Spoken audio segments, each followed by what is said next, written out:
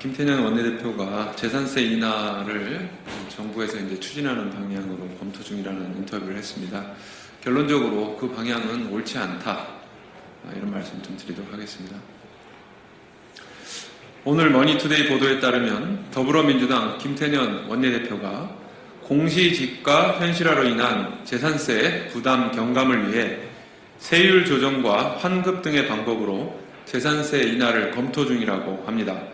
부동산 3법 등 다주택자 종부세 강화와 공시지가 현실화를 추진하다 보니 재산세가 오르고 이에 따른 여론 악화를 막기 위한 조치로 보입니다. 실제로 김 원내대표는 정부가 오는 10월에 발표할 내용에 중저가 주택 재산세 인하 방안이 들어가 있음을 말했습니다. 그러나 결론부터 말하자면 그 방향은 잘못되었습니다.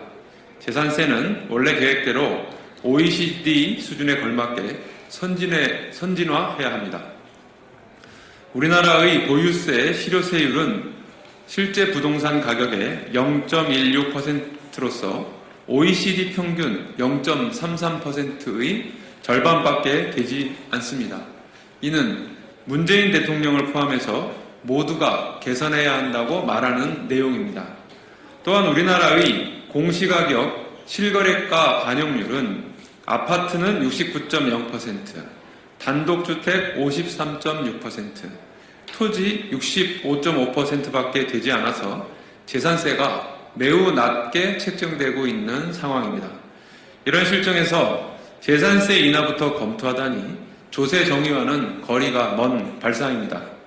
만약 1주택 실거주자 중에 부동산 가격이 많이 올랐으나 실제로는 소득이 없어 재산세 납부를 힘들어한다면 납부를 이연하거나 유예해 줄 수는 있을 것입니다. 그러나 이런 방법이 있음에도 재산세 인하부터 거론하는 것은 옳은 방침이라고 할 수 없습니다. 한편 부동산 시장에서는 다주택자만 투기에 뛰어드는 것이 아닙니다.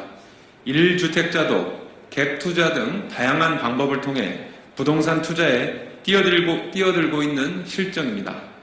이런 상황에서 중저가 주택, 1주택자 등에 대해 재산세 인하 혜택을 준다면 다주택 가구가 세대 분리 등을 통해 중저가 주택 확보로 방향을 선회할 수도 있고 이로 인해 서민들의 주거 안정을 해칠 수도 있는 노릇입니다.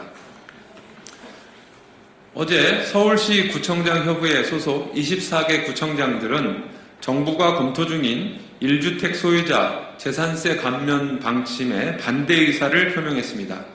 재산세는 대표적인 지방세이기 때문에 재산세 인하로 가장 크게 타격을 받을 곳은 지방자치단체들이기 때문입니다. 결국 중저가 주택 재산세 인하, 1주택자 재산세 감면 등은 주권자인 국민이자 지역 주민들의 피해로 이어질 것입니다. 이런 점을 종합해 볼 때 정부 여당이 검토 중인 재산세 인하 방침은 옳지 않습니다. 보유세를 선진국 수준으로 현실화하기로 했다면 그에 맞게 우직하게 정책을 추진해야 합니다. 정부가 이러한 중요한 정책을 부침개 뒤집듯 이리 뒤집고 저리 뒤집고 해서는 안 된다는 점을 다시 한번 강조하는 바입니다. 네, 이상입니다.